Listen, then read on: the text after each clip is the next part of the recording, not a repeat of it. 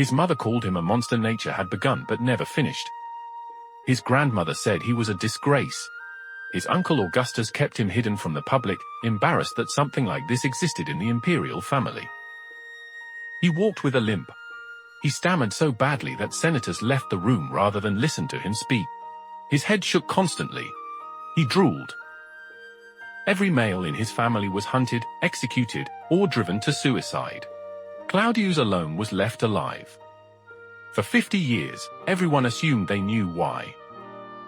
They were wrong. On the morning of January 24, 41 AD, Caligula was stabbed to death 20 feet from where Claudius was standing. The Praetorian Guard searched the palace. One guardsman noticed feet protruding from beneath a curtain. He pulled it back and found a trembling, 50-year-old man begging for his life. By sunset, that man was Emperor of Rome. The guard had not chosen him for his strength.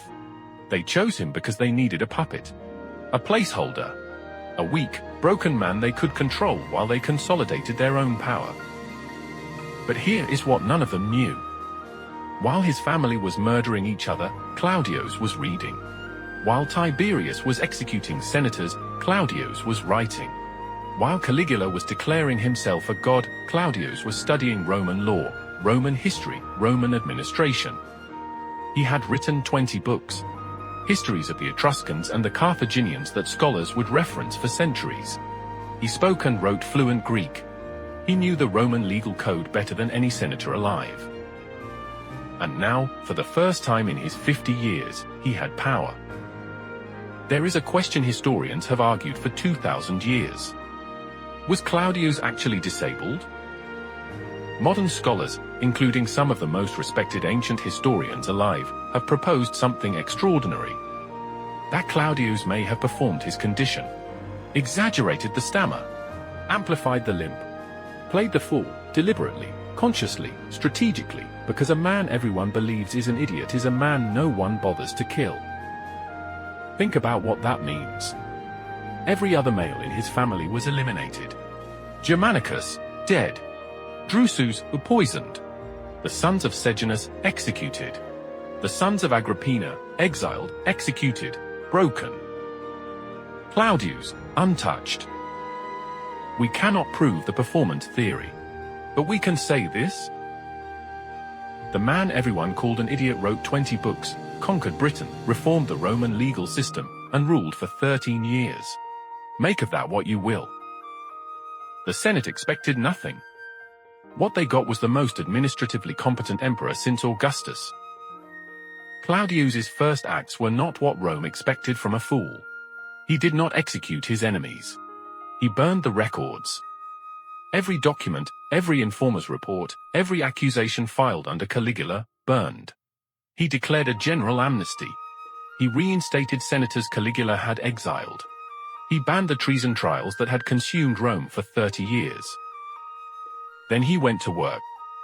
He extended citizenship to provinces across Gaul, integrating the empire in ways his predecessors had only discussed. He reformed the courts, sitting personally for hours every day to hear cases. He built roads. He built aqueducts. He drained the Fucine Lake, a project so vast it required 30,000 workers and 11 years, creating farmland where there had been water. He built the port of Ostia that would feed Rome for 300 years after his death. And then, he invented 3 new letters.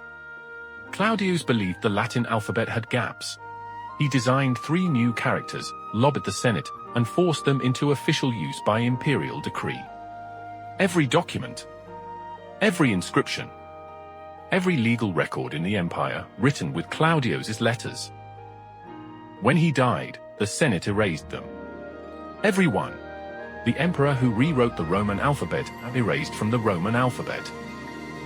But before that erasure, he had one more thing to prove. Julius Caesar had landed in Britain twice and left both times.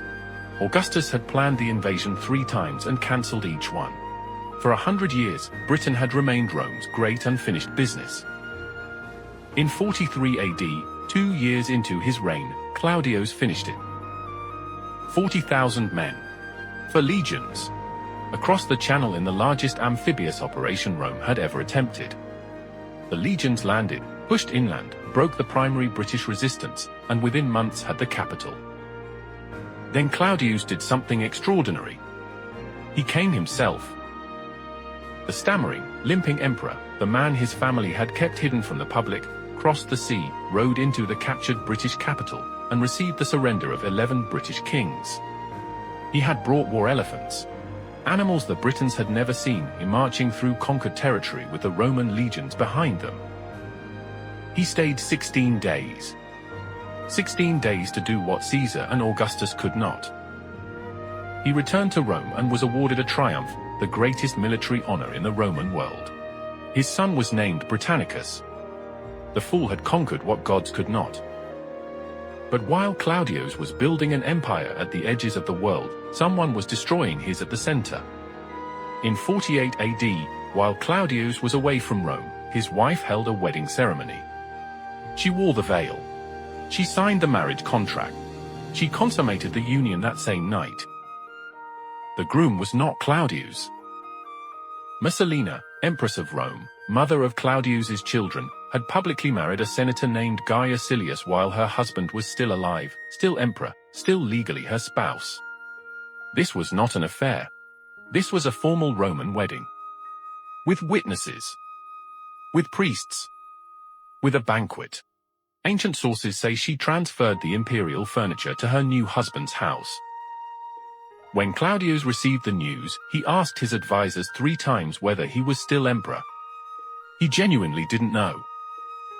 According to Tacitus, it was not love that drove Messalina to this act. It was a coup. By legally marrying Silius, she was attempting to transfer imperial legitimacy to a new husband and remove Claudius entirely. When he finally understood what had happened, the man who had survived everything became someone else entirely. Messalina was executed. Silius was executed. Every guest at the wedding was investigated. And Claudius swore, before his personal freedmen, before the Praetorian Guard, before anyone who would listen, that he would never marry again. He married again within the year. The Senate had spent 50 years laughing at Claudius. Even now, even after Britain, even after the aqueducts, even after the legal reforms, they were still laughing. They mocked his stammer in private sessions. They proposed that all his decrees require Senate approval, making him emperor in name only. They wrote him letters in careful, clipped sentences, knowing he struggled to follow fast speech. They forgot to invite him to his own ceremonies. Claudius had been keeping a list. During his 13-year reign, he executed 35 senators and over 300 knights. He signed death warrants personally. He heard cases while eating dinner, fell asleep during testimony, and woke up to deliver verdicts on evidence he had not heard. He executed men for dreaming about him. He killed freedmen for insufficient loyalty. The man who had survived by trusting no one could no longer trust anyone. And that is exactly what the woman sitting across from him at dinner had been counting on. Her name was Agrippina, Caligula's sister, Claudius's niece, his 4th wife. The marriage required a special law, Roman tradition forbade unions between uncles and nieces. Claudius passed it in a single session. He was 60 years old, recently widowed, recently betrayed, and Agrippina was persuasive. What she wanted was not love. What she wanted was the throne, not for herself but for her son, a boy named Nero. Within months of becoming empress, Agrippina had begun dismantling everything Claudius had built. She convinced him to adopt Nero, pushing aside Britannicus, Claudius's own biological son. She replaced Nero's tutors with her loyalists. She took control of imperial appointments. She had coins minted with her face alongside Claudius's, the first living empress to appear on Roman currency. Claudius began to notice. According to Tacitus, he made remarks about suffering his wives' wickedness and then punishing them for it. He began favoring Britannicus again in public.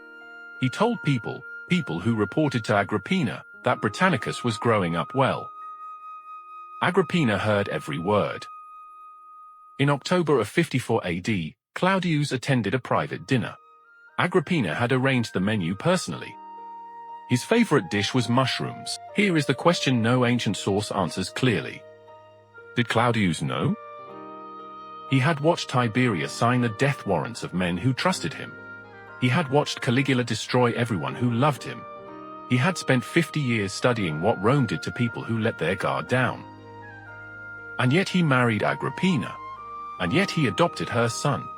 And yet he sat down to the dinner she had arranged. Perhaps the performance had been going on so long, the pretended weakness, the deliberate invisibility, that he had forgotten where the performance ended and the man began. Perhaps he was simply tired. 50 years of pretending to be nothing, in order to survive. And in the end it cost him the one thing he had spent 50 years protecting. On October 13, 54 AD, Claudius died after eating poisoned mushrooms.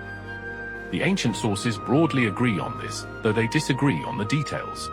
Some say Agrippina arranged the poison through a woman named Locusta, the same poisoner who would later serve Nero.